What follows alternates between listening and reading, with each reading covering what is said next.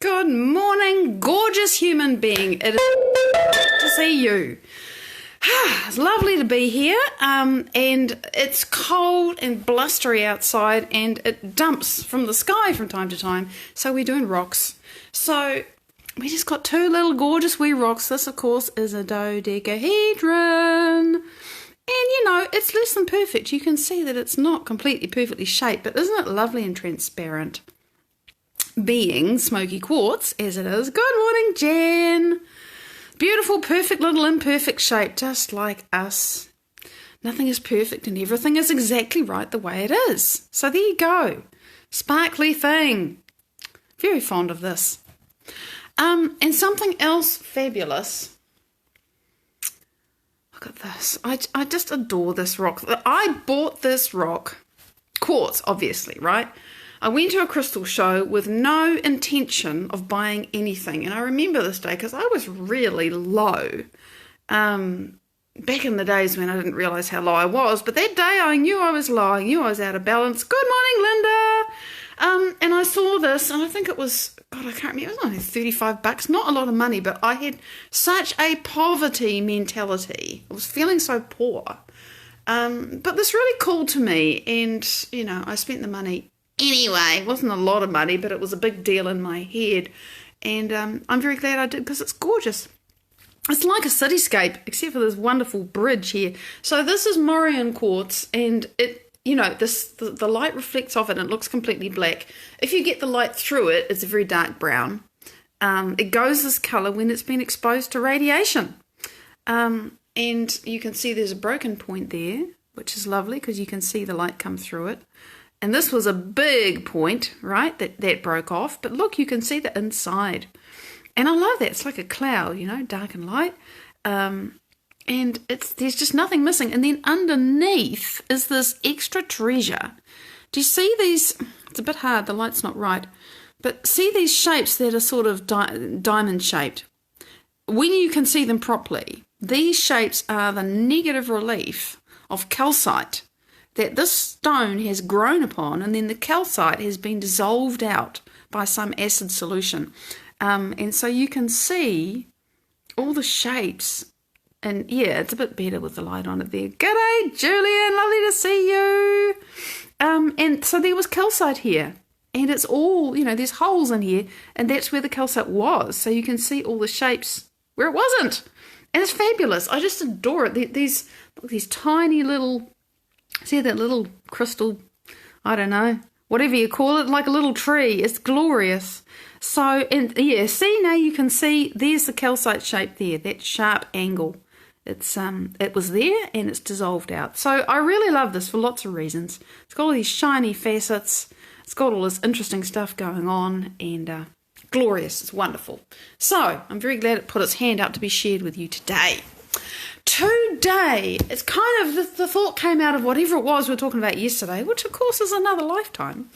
And what I want to talk about is this business. Oh, Andrew, it was you. I know you'll see this. It was your comment about how when we let people upset us, we give our power away to them. And we totally do. That's absolutely right. But I thought, well, that's the thing to talk about. You know, I'm sure I've talked about it before. But not being the person that I am now. And you may have heard me talk about it before, but you're a different person too. You're a different person from moment to moment. And sometimes we notice it more than others. So people that bug us, and the piece that I want to zero in on today is about the fact that when somebody can actually get their hooks in, either intentionally or unintentionally, right? Some people can just upset you walking past you and you think, why do I suddenly feel like clawing that person's eyes out? Nothing they've done. And it always is showing you something about yourself. Now, don't make a thing that it's always showing you something bad about yourself or something you should be trying to expunge or get rid of or fix. It's not about every difficult person in your life showing you some aspect of you that's wrong. Some of the difficult people in your life are just difficult. It may just be showing you a part of yourself that was hurt at some other time and they trigger that, God, that word that that's my trigger. It's like, oh, fine. So you're just going to be beholden to that trigger for the rest of your life and say, I have to run away from that kind of person. I have to avoid that kind of situation because it'll set me off. Hello? Really? That's too disempowering for me. I don't want to do that. So the people that get to me, all the situations, environmental triggers, noises, things, I have a real interesting journey some days inside my head with sound. Certain sounds can drive me insane. And it depends how coherent I am, because when I'm coherent, they don't. And when I'm not, they do.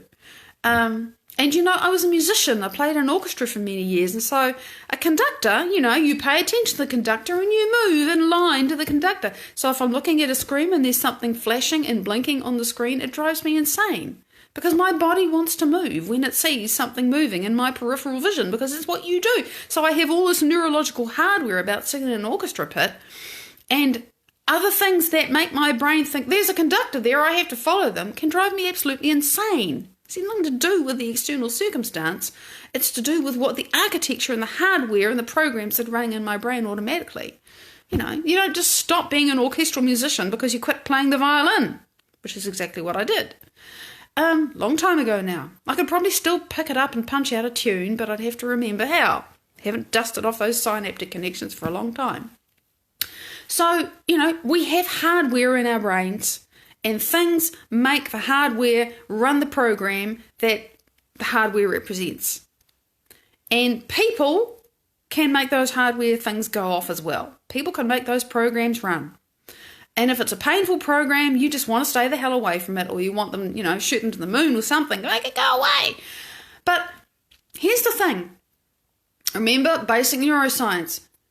You have a hardware in your brain, right? You have jungles of neurons, because they are like trees, but instead of being all flat on the land, it's more like the roots of one tree connect to another. That's actually what happens. And they all form this massive network, like a million spider webs all wound into each other. Jungles of neurons hook up to represent all of the experiences, or all of the little bits of sensory data and reactions and neurotransmitters related to memories. That's what happens in your brain, and the more you remember the memory, the more you strengthen those connections, and when that thing fires, you get neurotransmitters. I mean, we spoke about that. There's all these different kind of neurotransmitters, and they sit in the little part and it's tiny, a little part of the nerve cell that gets activated and releases neurotransmitters to jump the synaptic connection. Well, to make that happen, I think I'm vast generalizations here, to make the thought fire, right? And the frequency of your thought is what decides which neurotransmitters jump across the gap or make the gap work. It's actually not the neurotransmitters don't jump the gap, but they make the synaptic connection fire. It's positively charged ions or negatively charged ions that jump the gap. It's all electricity in your brain. And I've seen pictures of it. It really is like an electrical storm. So the frequency of your thought makes those neurotransmitters happen. It says, we want the neurotransmitters for rage right now. We want the neurotransmitters for love. It's just chemistry. I mean, it's a lot more than chemistry, but the frequency of your thought influences what chemistry you get. And then, of course, those neurotransmitters speak to your emotional brain, and you get neuropeptides. And if you've heard me rave about this before, the neuropeptides are going to speak to your hormonal centers, and you get an emotion. You get chemistry in your body. And if you've done that a lot, your body gets used to the chemistry. And if you keep doing it a lot, your body gets addicted to the chemistry. And that is the payoff for that person, that situation, that memory that you keep running, whatever it is. That chemistry is the payoff for this thing that keeps triggering you. From the body's point of view, it's got used to that stuff. Now, you don't like how it feels, but the body has become conditioned to it. And so there is an emotional payoff for those bad feelings continuing to happen. That's why they keep happening, even when you don't want to, even when you're making efforts to have different thoughts and different feelings and not to react to people. That's why it's so hard, because your body is saying, but you've been reacting like that for the last 12 and a half years. What are you talking about? You don't want to react anymore? Give me my fix. That's why it's, I really just want to explode again. That's why. Because the brain has perceived the stimulus and it's running the same chemical program. And the difference is that you being a conscious human being saying, hang on a minute, I don't want to run that program anymore. You have the opportunity to exercise your amazing frontal lobe, which is what gives you consciousness and free will and a whole bunch of stuff, to say, no, I'm going to inhibit that program. I'm going to stop that. I'm going to restrain my impulse to go, swat. That's what we have the choice right in that moment when you can feel that reaction, whatever it is, whether it's regret, remorse, sorrow, anger, fear. At the moment we start to feel this thing coming up, and we have the ability, we know it's happening. Once we're conscious, once we're paying attention, we can feel an emotion start to happen. And in that instant, once you notice it, you have the ability to inhibit it. It can be very, very, very, very hard to do, but you have the ability to inhibit it. And so then, of course, your body is left craving the emotional fix. And it's like, oh my God, I did not explode, but I still feel like exploding. And, and that is your cells saying, give me my fix. Really, it is. That conflict is your cells literally being forced into a different epigenetic expression of themselves because they're not getting the normal environment from the normal chemical stimulation from your bloodstream, which is where all of the chemistry and the hormones go. They're not getting all that. And they're saying, now what do I do? I have to adapt. I have to be different. That's what is going on when you inhibit the impulse to do something that you've done for the last however long. So there is always an emotional payoff for anything that we do habitually. And also, the reason why we want something different is really because we want a different emotional payoff, right? Many of us say, I would like to have more money. I'd like to have enough money to pay for everything and a little bit to give away or to spend or to travel or, whatever it is, be free, have some time, right? But it's not the money that we want. It's how we're going to feel when we do what we want to do with the money that is what we want. Because you wouldn't care about the money if you could just say, oh, well, actually, I'm going to stop working and I'm going to spend my time doing ABC and I'm going to go. And it's okay. It's all expenses paid for. There's no money in my bank account, but I don't need to think about money because it's all taken care of. You wouldn't want money then. You wouldn't care. You just want to go and do what you want to go and do because when you're doing what you want to go and do, it feels good. That is the payoff, right? That's what we want. So point being that everything we think we desire because of the payoff, and it's really the emotional payoff that we want. Period. Which is why so often I say, what do you want in life? Well, I don't know, but you know how you want to feel. And you can work with creating and exploring and examining and, well, how do I want to feel? Oh my God, I had never thought about that. It's a different question. And it gets you past the whole thing of, I can't see how it's going to happen.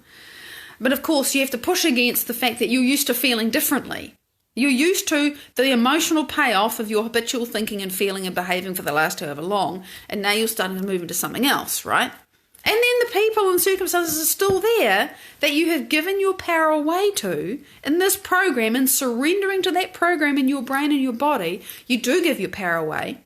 You lose your power to the program, and then the person walks along every day and they push the button and the program runs, and you've lost your will to this program. You're thinking, why do I always go off like that? But that's the thing, right? So when I'm working with people and there's that kind of thing going on, always, do I need to say always, right? Always. When they're knee-jerking, having a massive response to something and they don't want to, there is always some unmet emotional need in them. Yeah, sure, but we don't go looking for what it was or why it was or where it came from, not interested. How do you want to feel? And usually they want to feel recognised and they want to feel safe. And we find another more productive way for them to do that. And I don't really mean a ton of visualization and creating a happy experience inside yourself, although, I do that every day in meditation. It's a different thing for me. I really don't visualize it. I become it. I go into that space. I have the experience, I've gotten good at it. I wasn't to start with. What I mean is we explore, what do you really need? You know, if you weren't going to go off, what would be different? Oh, I don't feel like I'm doing a particularly good job explaining this because it's so different for each person. But always, once they become clear about, actually I want to feel this way instead. I want to behave that way instead. I want to think like this instead. And once they have some idea of who and how they want to be, then we can start creating how they're going to get there. Shreya, lovely to see you. That's the interesting thing. I don't give a wet slap about why, because the story is always about the past. Now, sometimes people just need to be heard, and fine. But you can tell when somebody is actually saying, this is my truth and my reality, and when they're just wallowing in, that was like that. And, there's a big difference between just speaking your truth and wallowing around in victimhood. This is just how I think about it for me. So once we start to get clearer about, instead of knee-jerking like that, I want to feel like this, I want to think like this, I want to do like that. Okay, that's great. Now you know who and how you want to be instead. And why do you want to be that way? Because it feels better, right? It just feels so much better not to fly off the handle or feel scared or feel sad or whatever it is. It just feels a lot better. And so then you start to be able to get practical, and it always comes down to really practical stuff. Unless, when I'm working with somebody, unless it comes down to something practical that a person can actually action and do, and not just that they can actually action and do it, but they can emotionally and intellectually and in every way embrace it and know that they can go away and do it. Not just this great idea, that's a wonderful thing, but actually, no, I can go away and inhabit that now. And it doesn't matter how small it is. What's important is that you, when you're creating this, moving into this new self that you want to be that doesn't react the same way as you used to, that you really can line up with it inside. You think, okay, that's actually something that I can embrace, that I feel good and solid about. And I know, not only that I can do this, but it's really possible and I will do it. Like there is a point at which you think, okay, I'm committed to doing this for myself. Really? Yes. Okay, I'm in agreement. I'm doing this. And not just, this is a great idea, but I'm doing this.